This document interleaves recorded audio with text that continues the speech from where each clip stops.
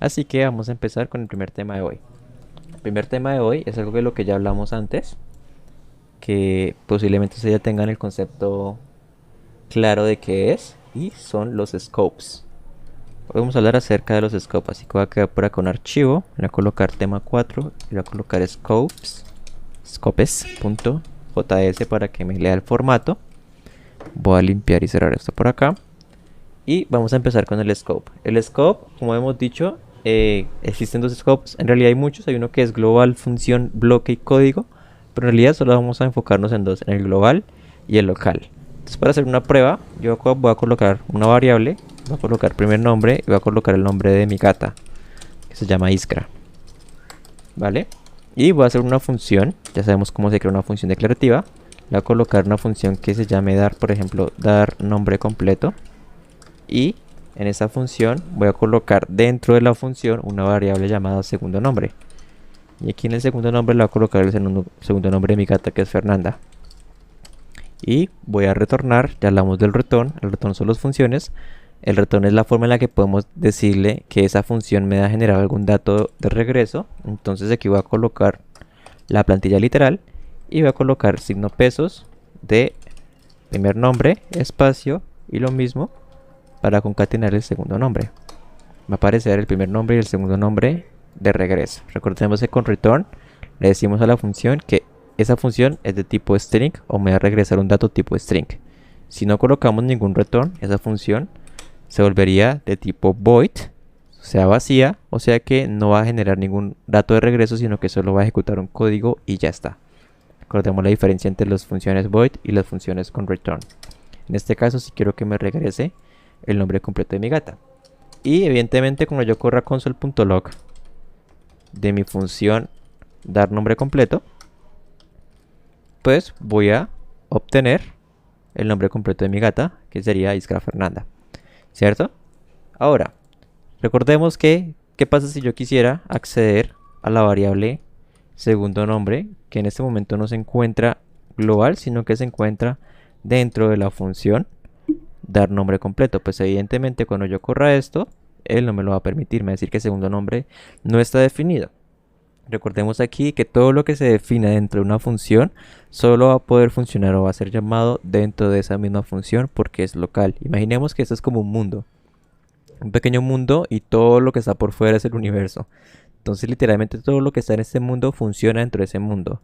Y curiosamente lo que está dentro de este mundo o lo que está por fuera, en este caso esta variable que es global, sí puede ser accedida desde cualquier mundo, desde cualquier parte local. O sea que el primer nombre sí va a poder accederse porque es global, pero el segundo nombre, al ser local, no va a ser poder accedida por fuera de esa función. Entonces esa es la gran diferencia del scope que pues hemos venido, ya reconocemos, y con eso nos evitamos algunos errores. Existe un caso especial, voy a colocarlo acá muy rápidamente. Voy a volver a copiar todo esto para ahorrarnos un poquito más de tiempo. Y lo que yo voy a hacer acá es, en vez de, voy a generar una variable llamada segundo nombre. La voy a hacer global ahora, y aquí voy a colocar Mitch. Y esta ahora es global. Ahora, por acá, cuando yo acceda desde aquí, console.log al segundo nombre, evidentemente no va a acceder al que está en local, sino que va a acceder al que está en global, o sea, en este caso Mitch. Sin embargo, cuando ejecute el método de dar nombre completo como segundo nombre fue reasignado, entonces el segundo nombre que va a tomar aquí, esa función, va a ser el de su variable local, como aparece justo ahí. Así que aparece el local var. Entonces, cuando yo corra el nombre completo, ahí sí me va a aparecer. Voy a ignorar esto un segundo. Ahí sí me va a aparecer la reasignación que hice en local y me va a ignorar el nombre que deja por fuera, o sea, Mitch. O sea que ahí quedó Iskra Fernanda. Y obviamente, si yo borro de aquí segundo nombre, evidentemente el primer nombre va a ser el global y el segundo nombre también va a ser el global. Así que va a aparecer Iskra Mitch. Esa es toda la lógica que hay con detrás de los scopes. Listo, muchachos. Entonces, el siguiente tema que tengo para hoy es el hoisting. ¿Qué es el hoisting? ¿Cómo se come o qué se entiende por hoisting? Hoisting es un proceso que realiza JavaScript, que lo que hace es darle prioridad a las declaraciones de las variables y de las funciones, y lo que hace es subirlas para que evitemos errores, por así decirlo. Es algo que pasaba frecuentemente en las versiones anteriores de ECMAScript 6. A partir de ECMAScript 6 se implementó el let y el const, que conocemos como let y conocemos como const. A partir de esa versión se implementaron esas dos cosas y se empezó a reducir la aparición del hoisting. La verdad es que ese era el objetivo de esto. Pero pues todavía sigue siendo frecuente y lo ideal sería que nos demos cuenta cuándo pasa o cuándo ocurre hoisting en nuestro código. Entonces les voy a colocar un ejemplo. Por lo general, uno siempre que crear una variable, uno coloca var mi nombre, ¿cierto? Y luego la inicializa, ¿cierto? Pone var mi nombre es igual a Javier. Eso es lo que usualmente hacemos. O bien hacemos var mi nombre y lo inicializamos de una vez. Estamos ahí. Eso es lo que uno convencionalmente hace, ¿cierto? ¿Qué pasaría, les digo yo, si yo hago un console.log? Vamos a ignorar todo eso de acá arriba, ¿vale? Vamos a ignorarlo, no existe. ¿Qué pasa si yo hago console.log de mi nombre? Y luego yo hago acá var mi nombre es igual a Javier. ¿Ustedes qué creen que esto va, qué creen que va a pasar ahí? ¿Va a aparecer mi nombre o va a dar un error? ¿Qué consideran que va a pasar? Creo que va a botar el nombre. Va a votar el nombre, dice Daniel. ¿Alguien más? Vamos. Yo creo ¿Crees lo mismo? que sí. Ok, listo. Entonces fueron por ahí, voy a correr el código y voilà, dice undefined. JavaScript en este caso no pudo reconocer la variable mi nombre porque no realizó el proceso de hosting, ya que aquí hicimos una inicialización. Entonces ustedes dirán, bueno, entonces ¿cuándo ocurre el hosting? El hosting ocurre, por ejemplo, cuando yo tengo por acá mi apellido es igual a Collazos, ¿cierto? Yo por acá, eso es otro caso, ¿no? Voy a separarlo. Otro caso. Por acá voy a hacer console.log de mi apellido. Ojo, nótese que no he declarado todavía mi apellido, ¿no? Y aquí abajo lo voy a declarar. ¿Cierto? Esto es súper loquísimo, pero se van a dar cuenta que esto sí funciona y sí lo entiende JavaScript. Entonces, ¿qué fue lo que ocurrió acá y por qué acá funcionó y por qué aquí no funcionó? Pues aquí, evidentemente, eso es lo que usualmente conocíamos antes como Java. Ustedes se acuerdan que Java, ustedes no podían colocar esto así porque Java le decía de una vez, hey, yo no sé qué es mi nombre, yo no entiendo de esto, se jodió, lo arregla. Según en Java antes tenía que irse a la parte de arriba, declarar la variable, darle el tipo de datos, darle la información y ahí sí poder hacer algo como esto, ¿no? Java es súper estricto en esa cuestión. Y aquí evidentemente tampoco nos funcionó. Pero aquí, cuando yo coloco mi apellido igual a Collazos, hago console.log de mi apellido y luego la declaro en la parte de abajo, sí funciona. ¿Por qué funciona? Porque, como les decía, aquí se generó hoisting. JavaScript lo que hizo fue, encontró la declaración de mi variable y la priorizó. O sea, él leyó todo el código de one y cuando encontró la declaración de mi variable lo que hizo fue subirla al principio del archivo, pero la subió al momento de compilarlo. O sea, aquí no lo estamos viendo, pero en realidad lo que hizo fue subir esa declaración al principio del archivo. Así que en teoría esto de aquí no está ahí abajo, eso en teoría está literalmente en la parte más arriba del código, por así decirlo. Solo que para no ser tan exagerados, lo voy a dejar acá arriba. Entonces JavaScript lo que hizo fue subir esa variable, la dejó al principio y luego sí la inicializó y luego sí la mostró. Entonces esto es lo que se conoce como hoisting. El hoisting también ocurre con las funciones. Entonces, por ejemplo, tengo acá una función llamada hola, ¿cierto? Si me dejara escribir hola hasta de pronto. ¿Puedo? Gracias. Tengo la función hola, todavía no la tengo declarada. Y ahora por acá abajo la voy a declarar. Función hola. Y voy a hacer que salude. Entonces console.log diga hola. ¿Cierto? Curiosamente, esto sigue siendo válido. Yo cuando corra este pedazo de código, se va a ejecutar el hola de este console.log. Porque, como les decía, JavaScript prioriza la declaración de las funciones y la declaración de las variables y lo que hace es subirlas en el código y luego se ejecuta el resto. Esto, en cambio, no va a poder funcionar si yo hago una... Esas son funciones declarativas, ¿cierto? Si hago una función de expresión, voy a llamarla saludar para diferenciar.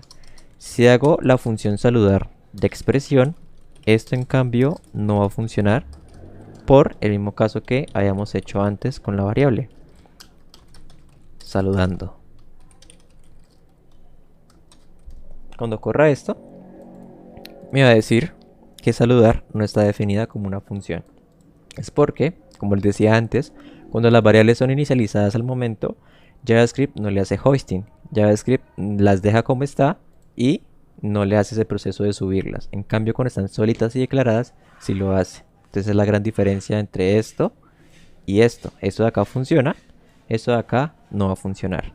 Y o sea, ustedes dirán, pero ¿para qué queremos saber esto? Uno, para que ojalá no les pase jamás y nunca se confundan.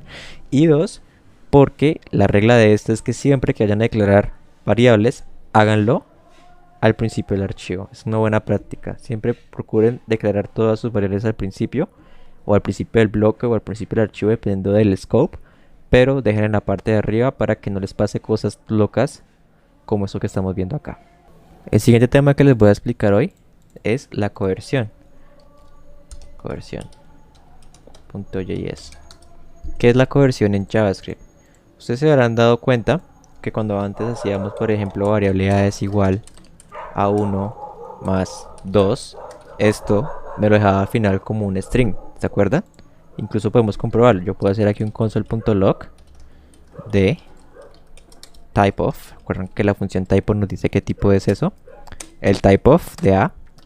Y esto en teoría nos va a decir que a es un string, ¿cierto? Incluso cuando vemos que hay un número y hay un string. Si ustedes se pueden dar cuenta, ese cambio del tipo de dato de nuestra variable es un casting, pero en realidad se conoce como una coerción implícita. Voy a colocar acá, coerción implícita. ¿Cuándo una coerción es implícita? La coerción es implícita cuando el mismo lenguaje nos cambia el tipo de dato de lo que estamos manejando para manipularlo. Otro caso puede ser, por ejemplo, cuando teníamos 2 por ejemplo, 4, ¿cierto? Esto, JavaScript, pues de cierta forma no lo interpretaba de nuevo como texto, sino que lo interpretaba como un número. Esto al final nos dice que es un número, y eso en realidad da 8 número. ¿Por qué JavaScript hace esto? Porque JavaScript es consciente de que el más lo utilizamos para concatenar, y lo que hizo fue tomar este 1 número y nos los convirtió o nos lo casteó. Acuérdense que el casting es el proceso de cambiar el tipo de dato de una variable o de cierta información a otra. Entonces lo que hizo JavaScript fue castearnos este número a texto y al final nos presentó fue un texto. ¿Por qué? Porque encontró el más y el más lo utilizamos para concatenar. Pero en cambio cuando encontró el operador de multiplicación, lo que hizo fue castear este string y lo convirtió a número para poder hacer la multiplicación y que al final nos diera un número. Cuando es el mismo lenguaje de programación el que nos hace ese tipo de cambios en los datos, se le conoce como coerción implícita. Por otro lado, existe obviamente la coerción explícita, que es cuando ya nosotros como programadores obligamos o especificamos que un tipo de dato va a cambiar. Como por ejemplo, yo acá puedo declarar la variable c y le puedo colocar un número, ¿cierto? En este caso c es un número. ¿Cómo lo sé? Si me paro encima, me va a decir que es de tipo number. Y yo lo puedo convertir a texto con simplemente colocarle c, pero le sumo unas cadenas vacías. Yo aquí estoy obligando a que c se interprete como un texto. ¿Cómo lo comprobamos? Pues puedo hacer console.log del typeof de d, y esto me va a decir que d es efectivamente un string, como pueden ver acá. Entonces yo aquí he obligado o he cambiado hice un casting de number a string, pero ahí no lo hice, lo hice fue acá. Es conocido como el casting, el casteo. Entonces, yo también pues puedo generar un casting de string a número. Puedo revertir ese proceso y seguiría siendo una coerción explícita. Por ejemplo, voy a crear la variable e y el área e va a ser igual al número de ese string. O sea que yo voy a colocar acá number de la d.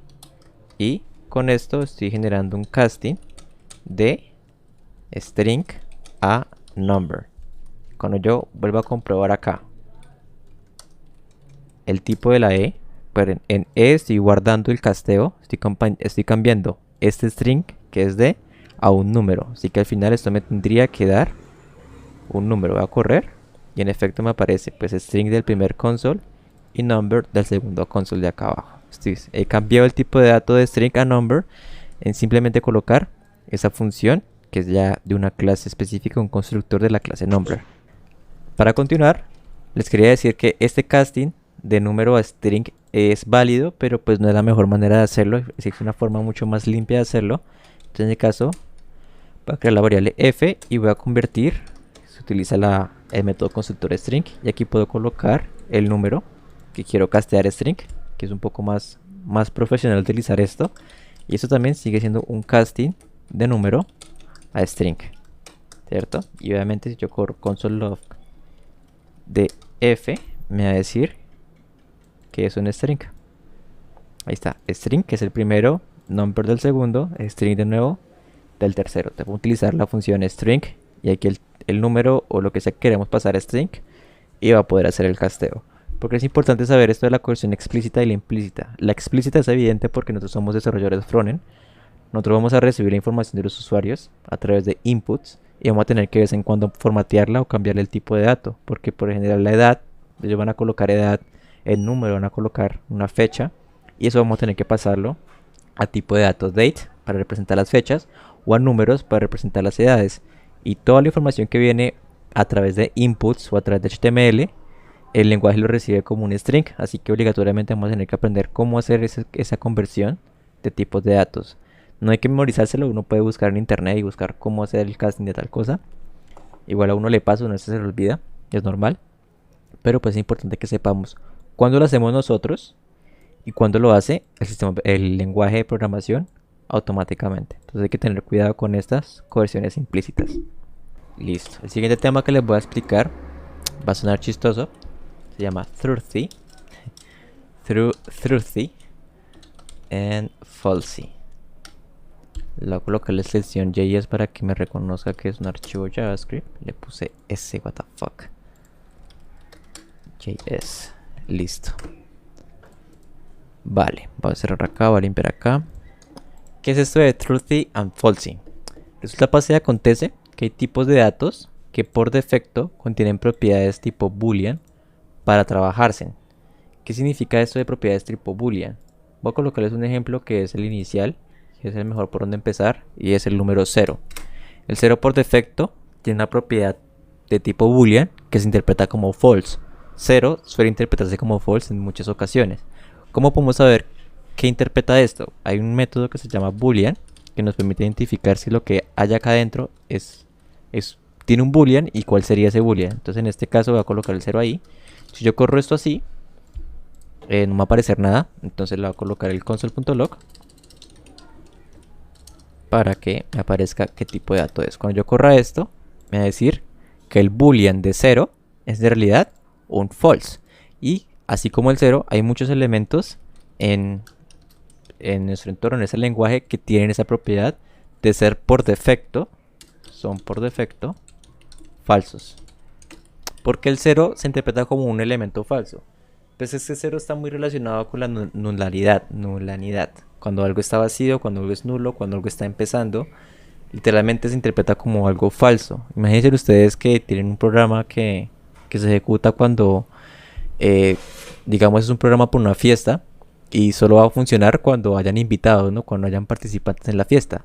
Si en la fiesta no hay nadie, literalmente el contador de fiesta es 0, pues no va a empezar nada porque pues no hay nadie. Entonces el 0 siempre suele interpretarse como algo falso. También el null. Por acá, si colocamos null, el null también se suele interpretar como algo falso. Como que no tiene propiedades positivas, simplemente falsas. Sigue siendo como una representación de lo falso. Por otro lado, puedo mostrar únicamente los falsos. El NaN, que lo habíamos hablado antes. El NaN es esto de not a number, que curiosamente si uno se para encima le dice que es un número, pero en realidad esa es una representación de que algo no es un número y es resultado de una operación aritmética entre un número y algo que evidentemente no se puede operar como un elemento, como un objeto, como una letra. Eso nos va a dar resultado un not a number, o sea, no un número. Y el not a number también tiene por defecto un valor de tipo false. Además de esto, por acá el undefined también se interpreta como false. El false evidentemente se interpreta como false. Y incluso las comillas vacías de texto suelen interpretarse también como un false, cuando no hay nada de texto en, en unas comillas.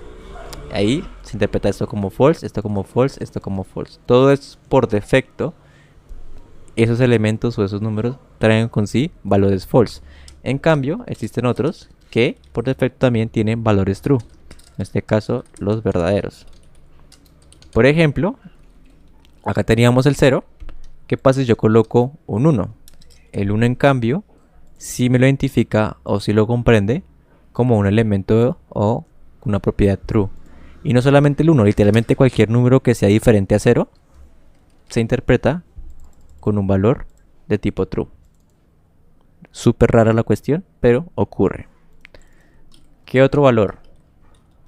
Por ejemplo, las cadenas de texto que no están vacías también cambian de estar false a estar true con simplemente colocar cualquier texto en ellas. Literalmente puede ser una letra de diferencia y el lenguaje de programación lo interpreta como un elemento de tipo true.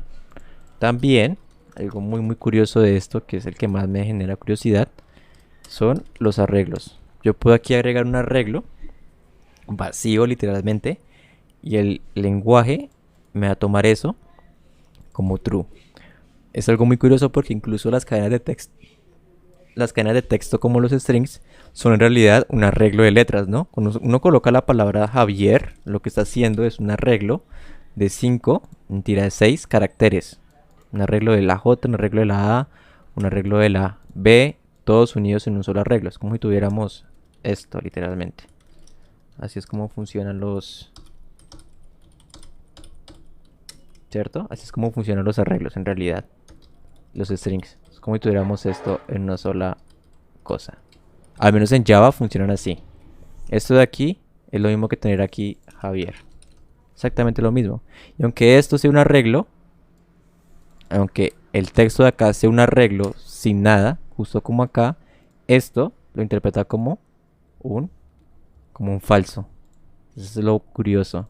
Y en cambio este de aquí, que es un arreglo literalmente vacío, lo interpreta como un true. Entonces eso no sé por qué ocurre. Es el único que me parece muy extraño.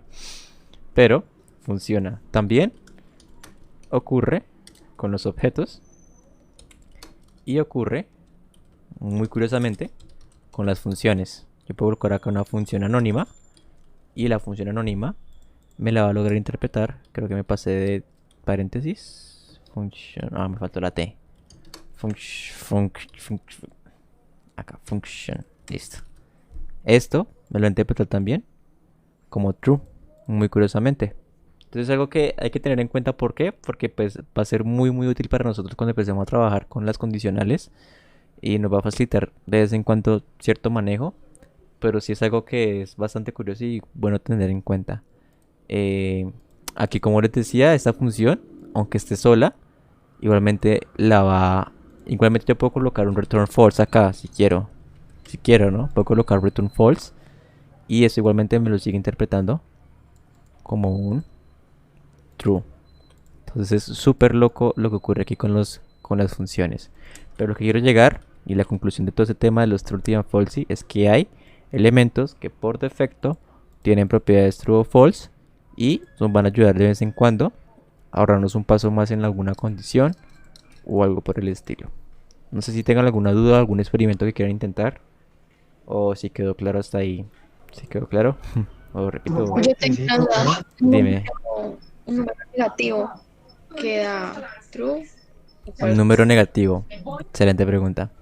Si coloco acá menos 50, ¿qué creen que va a pasar? Haga sus apuestas. True o false, true o false. No, yo no sé, yo supongo que false. No sé. Tú supones que false. ¿Qué dicen las otras personas? Bueno, vamos a ver. Eso es true. Sí, es un poco loco, pero el lenguaje, de cierta manera, supongo que por el hecho de ser binario, el 0 siempre pues, se relaciona con el false y cualquier otro número que no sea 0 se puede interpretar como true. Y a pesar de que esté literalmente negativo, él lo va a seguir tomando como true. Pero está bien, muy buena la pregunta. Muy curioso, la verdad. No sé si tengan alguna otra prueba que quieran hacer. ¿Qué pasa, por ejemplo, si dejamos 2.34? Ok, 2.34. Vamos a ver qué es esto. Tan tan tan tan tan true. Igualmente sigue siendo Dando distinto de una cero. variable indefinida. ¿Qué pasa si colocamos una variable indefinida? Excelente pregunta. Voy a colocar acá var x y voy a colocar x acá. ¿Qué creen que va a pasar? Tin tan tan. Creo que va a dar false. Corremos y en efecto nos va a dar false. En cambio, si yo coloco x igual a 0, ¿qué creen que va a pasar? Tremendo. False. False, false. False, false, true, true, false. Corramos. Da false. Y si coloco acá 1, ¿qué creen que va a pasar? True. En efecto, True. va a ser true. Entonces, en el caso de las variables, lo que sea que uno le asigne a la variable, se va a interpretar acá y va a funcionar igual. Y es por eso que cuando no colocamos nada, pues queda undefined. Y aquí hemos colocado que el console.log de undefined es por defecto falso. Entonces tiene todo el sentido del mundo que aquí nos haya dado falso. Como ven acá. ¿Qué pasaría con la importación de un módulo? Creo que no se puede porque la importación toca dejarla en una línea independiente, ¿no? Porque por ejemplo yo acá puedo colocar var x y no me lo va a permitir. ¿Sí? Son cosas que uno tiene que instanciar en líneas independientes. Entonces no creo que lo deje. Continuemos. Por acá voy a caer el siguiente tema. El siguiente tema es algo que ustedes ya conocen bastante bien. Son los operadores en JavaScript. Ya sabemos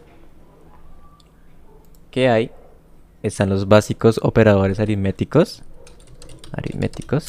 Que ya todos sabemos que es el más, el menos, la división, la multiplicación, el módulo e incluso la potencia.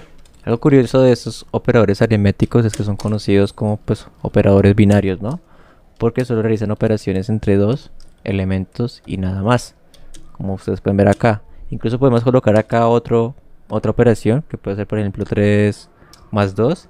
Igualmente sigue siendo una operación binaria porque primero realiza la suma entre esos dos elementos y el resultado de esto lo opera con este 5 de acá. Entonces sigue siendo binario de todas maneras, ¿no?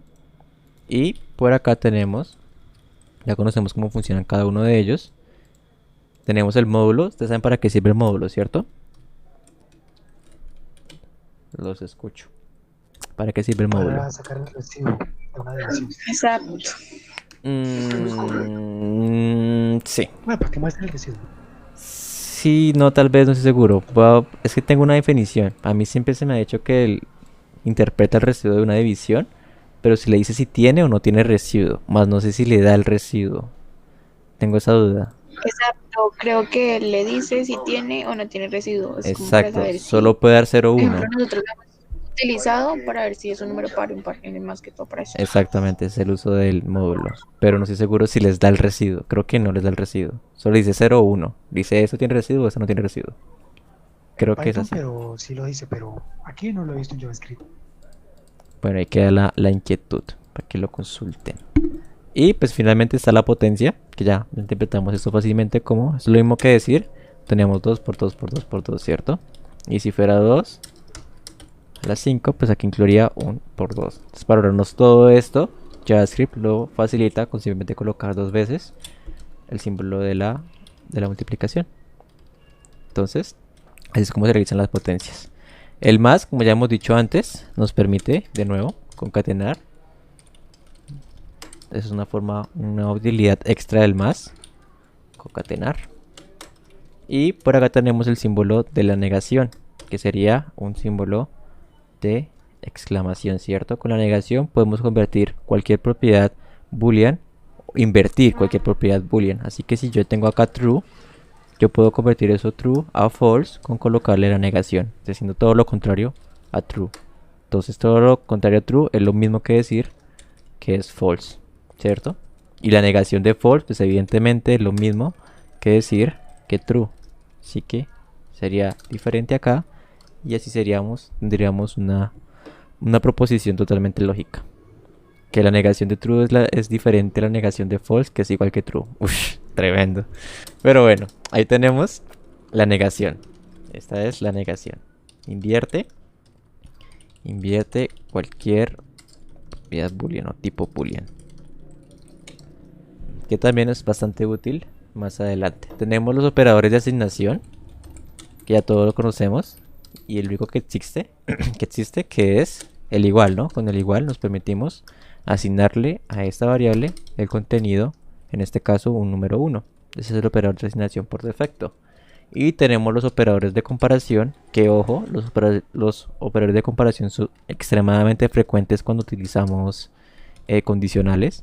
Y recordemos que siempre nos da como respuesta un boolean. Siempre que hagamos una comparación de una cosa a otra, la respuesta va a ser true o va a ser false. No va a ser un número, no va a ser un texto, no va a ser otra cosa aparte de eso. ¿Cuáles son los operadores de comparación? Pues por defecto es el igual igual, ¿no? Con igual igual podemos comparar dos elementos. En este caso estoy comparando el 3, tanto número como el 3 en texto, en string. Y esto nos va a dar como respuesta true. ¿Por qué esto es igual a esto? Porque estamos utilizando el operador de comparación no explícita. Es una comparación que es la comparación explícitamente igual, que es la de los tres iguales, que es la que está diciendo que por obligación tanto el primer tipo de dato como el segundo tienen que ser igual, además de su contenido. Así que en este caso, esta comparación explícita nos va a dar false. ¿Por qué? Porque tenemos por acá un number y lo estamos comparando con un string. Y simplemente por esa diferencia no nos va a dar esto true. Entonces, para hacerlo un poco más visual, voy a separar el number y por acá el string. Para que esto sea true, ambos tienen que ser número, y además de que ambos tengan que ser número, tienen que ser exactamente el mismo número. Acá en cambio no. Acá ahí tenemos un number, acá tenemos un string, pero igualmente JavaScript no tiene problema y dice, hey, tienen el mismo 3, no hay pedo, para mí ambos son iguales. Entonces hay que tener en cuenta cuando es normalita y cuando es explícitamente igual, ¿cierto? Tenemos otros operadores que ya conocemos bastante bien, que es el menor, el mayor, el menor igual y el mayor igual, ¿cierto? Entonces tenemos aquí esto, este y este. Aquí sería, este sería el menor que, este sería el mayor que, el menor igual y el mayor igual que. Que recordemos que el igual toma los extremos del rango que estemos comparando. En este caso yo puedo colocar acá 5 y acá también 5. Y en el primer caso 5 no es menor que 5, pero en cambio aquí 5 sí es menor o igual que 5. Entonces en este caso da true, en este caso daría false, ¿cierto? Por acá tenemos que un 5 es mayor que 3, evidentemente esto me daría true. Y 5 es mayor o igual que 3, pues evidentemente. Igual puedo colocar acá 9 para que me dé false.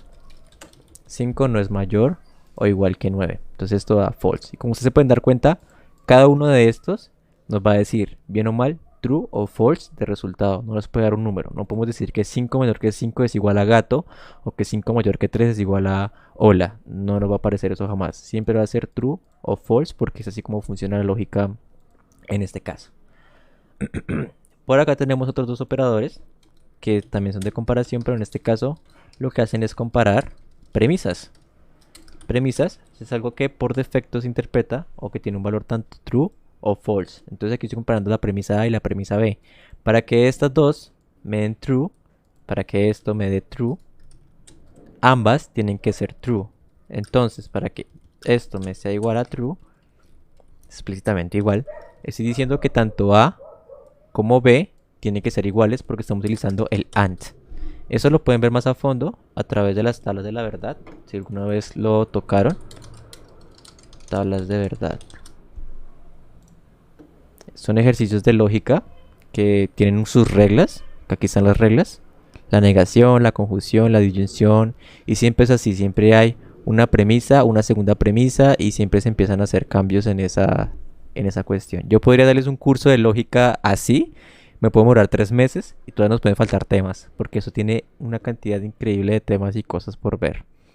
Pero literalmente esas son las bases de toda la computación actual, las salas de verdad. Entonces si quieren investigar al respecto y hacer varios ejercicios de esto, les recomiendo que eso desarrolle muchísimo la lógica.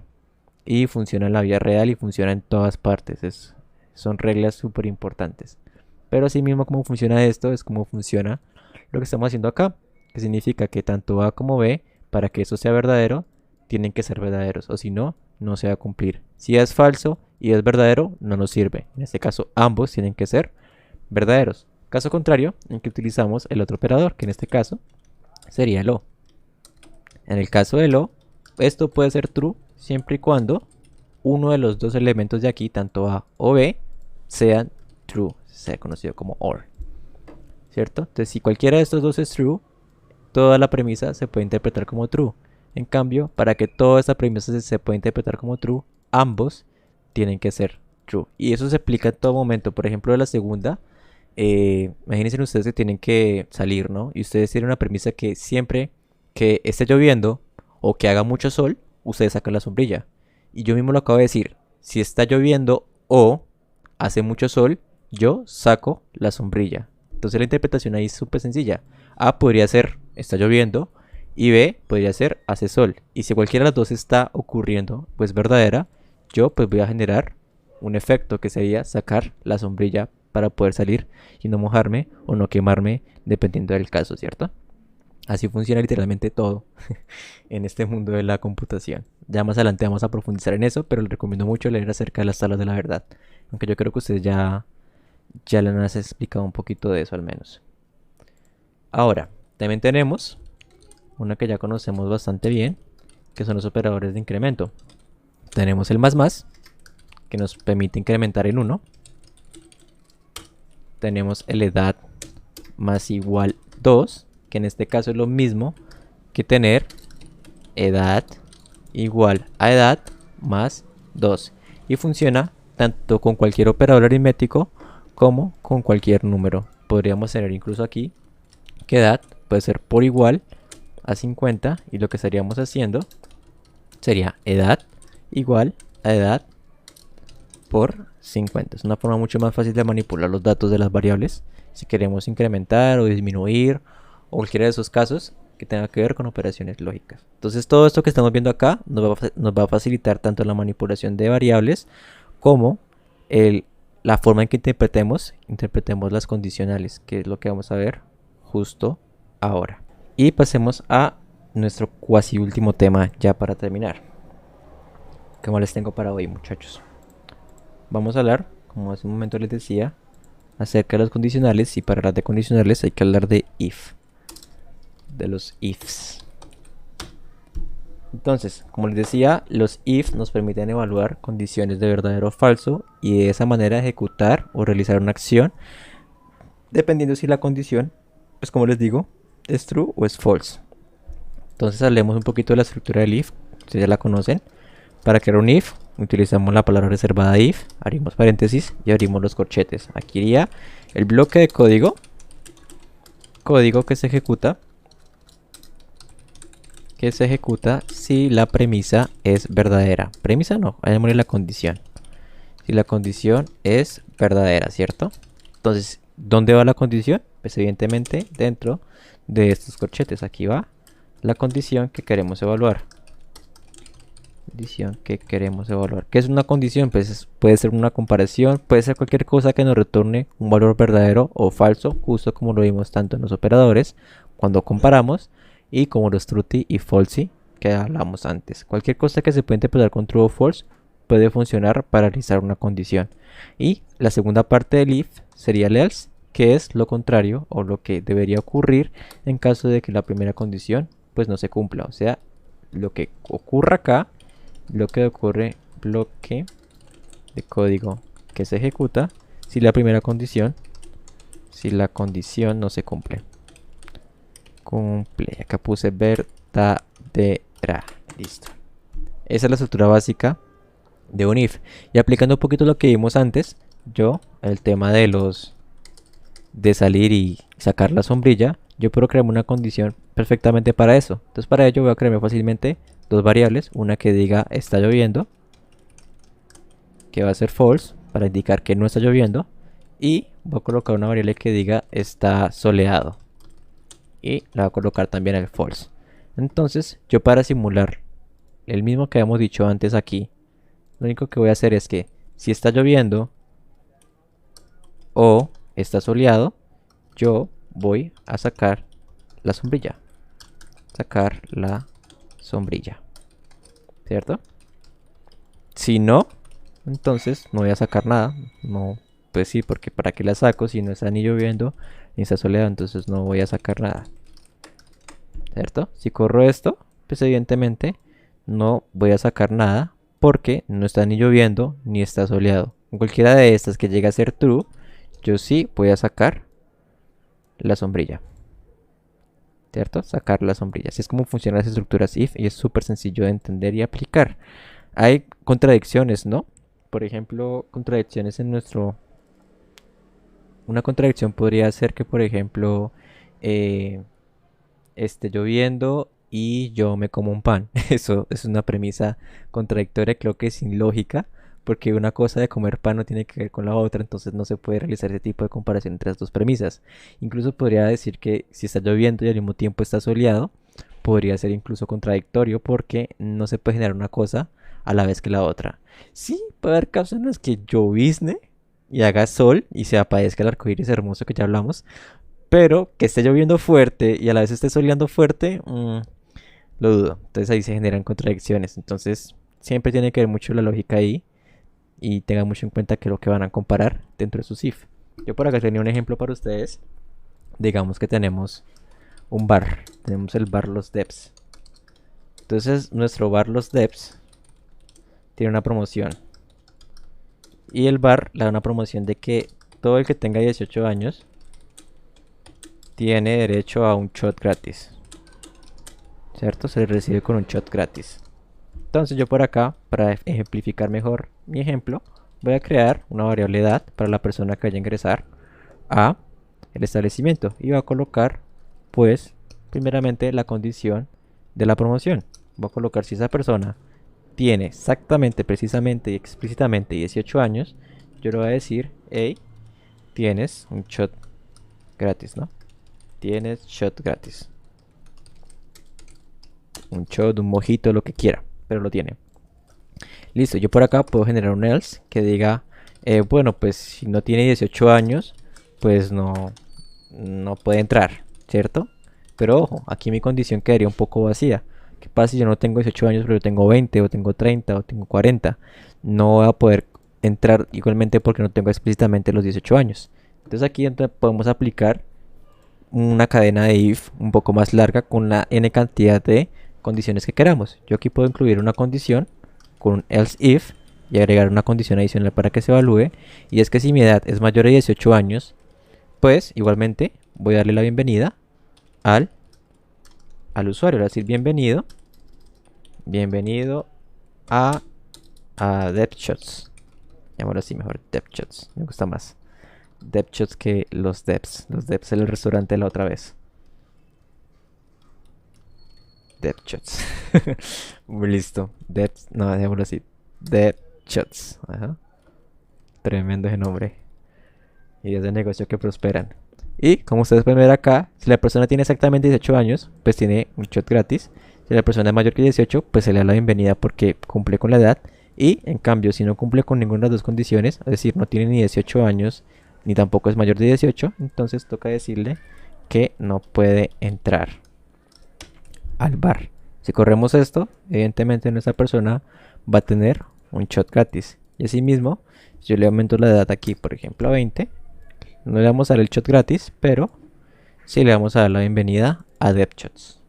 ¿Estamos ahí? Entonces, asimismo, podemos ir agregando nuevas promociones, nuevas condiciones, tipo, por ejemplo, no sé, si una persona ya tiene, por ejemplo, 40 años o 50 años y está en el bar, pues decirle, en vez de bienvenido tal cual, decirle como bienvenido señor o algo así.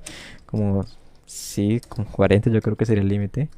Sería como bienvenido señor al bar, señor adeptos o algo así. Pero así mismo podemos ir agregando nuevas condiciones. Y algo muy importante aquí es que cuando se cumple una condición, el resto de condiciones se van a ignorar por completo. O sea, no van a seguir evaluándose. ¿A qué me refiero con esto? Si la persona tiene 18 años y entra en el primer if y ejecuta esa parte del código, el resto del código técnicamente no se analiza ni se evalúa. Esto a fin de, pues, primero ahorrar memoria y segundo, es totalmente innecesario. Porque si ya cumplió con la primera condición, ¿para qué nos va a servir seguir evaluando las siguientes? Y pues esto también podemos forzar a que evalúe todas las condiciones porque reconozco que hay casos donde tenemos que evaluar más de un solo if. Entonces uno puede simplemente colocar puros if directos. Y aquí en vez del else colocaría if la edad es menor que 18, ¿no? Si la edad es menor que 18, pues yo le digo que no puede entrar al bar.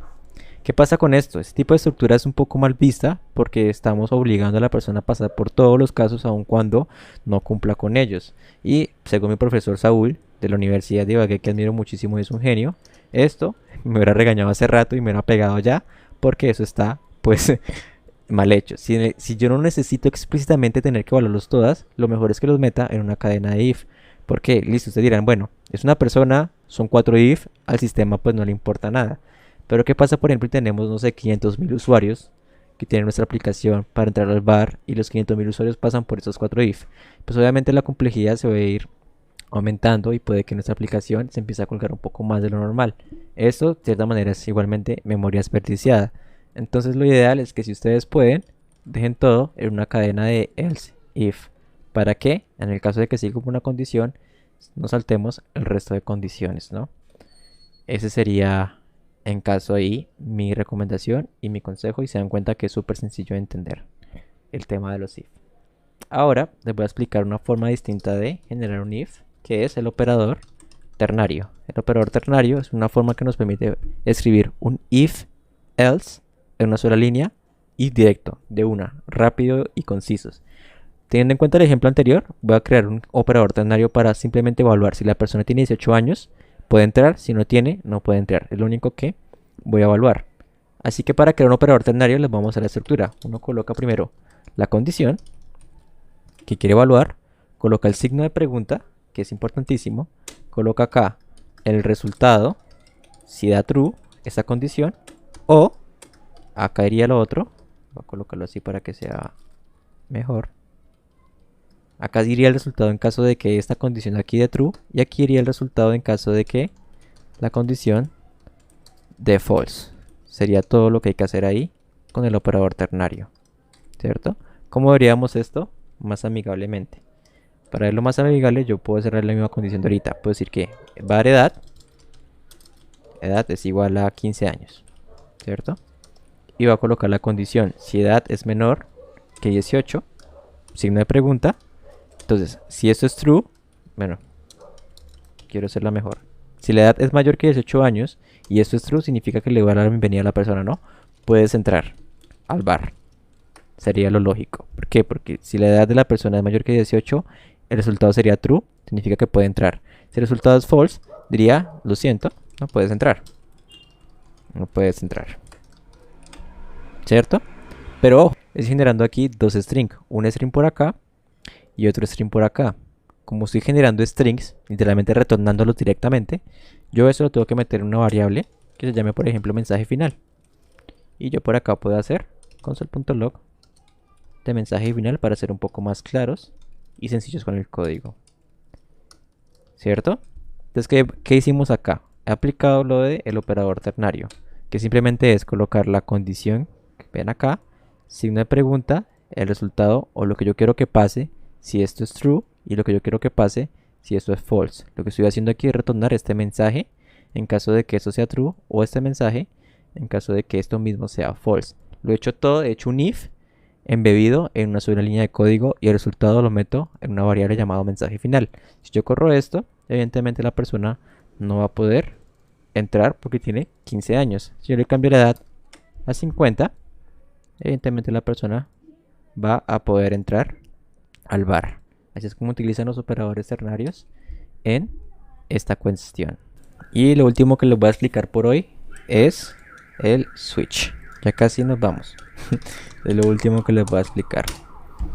¿Qué es el switch? El switch es una forma de igualmente representar cadenas de if, pero un poquito más específicas y un poquito más sencillas de ver.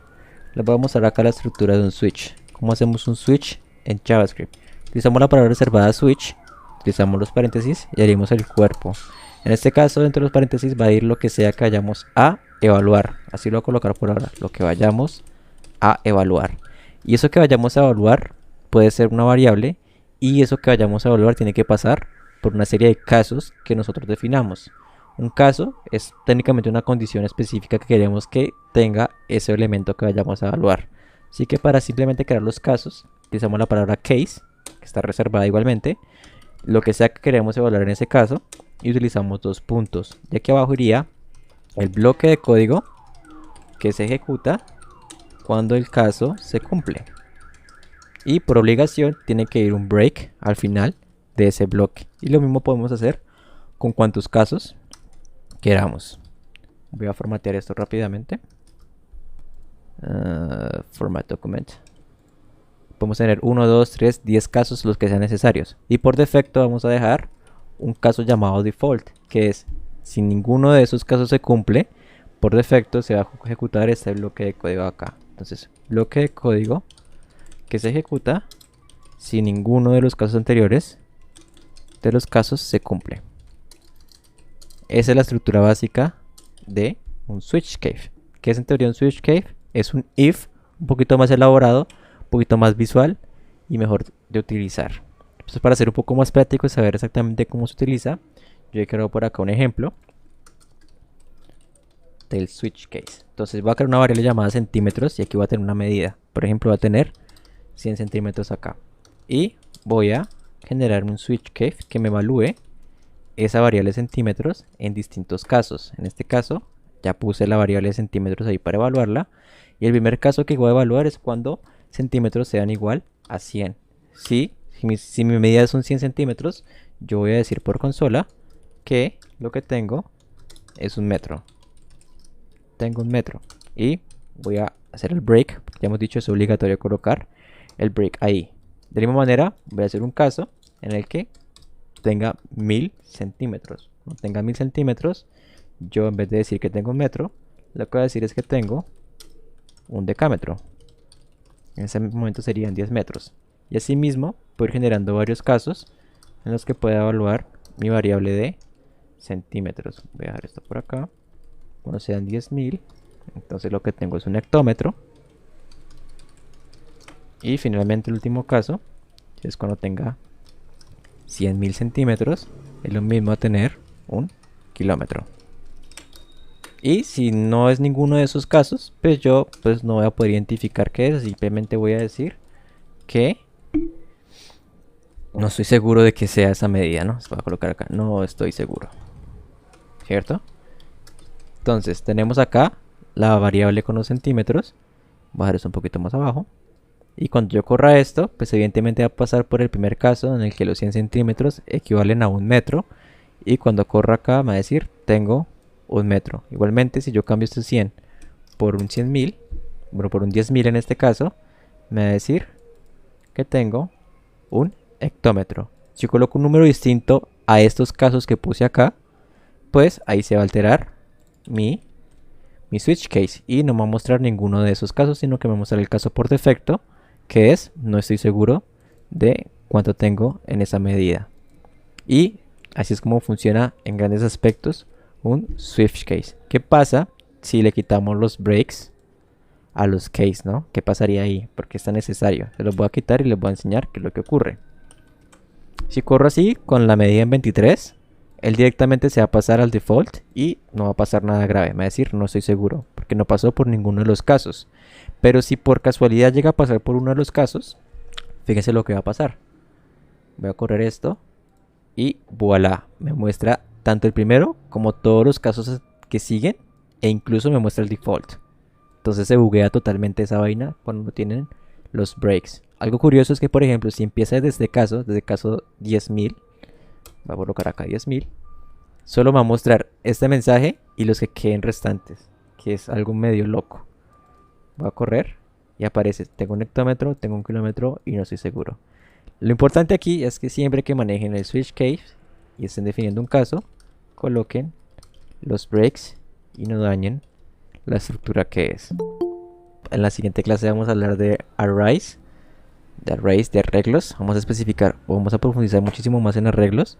Vamos a hablar obviamente de ciclos for, for off, for in, while, do while. Vamos a ver todos esos ciclos y de pronto vamos a alcanzar a ver algunos métodos de arreglos que sí son muy importantes. Les estaré enviando links de esos temas, del truth, de los operadores, de todo eso para que lean. Y también les envío pues el link del repositorio por si quieren tener estos mismos apuntes en su computador. Si no es más, que coman rico y nos vemos el jueves.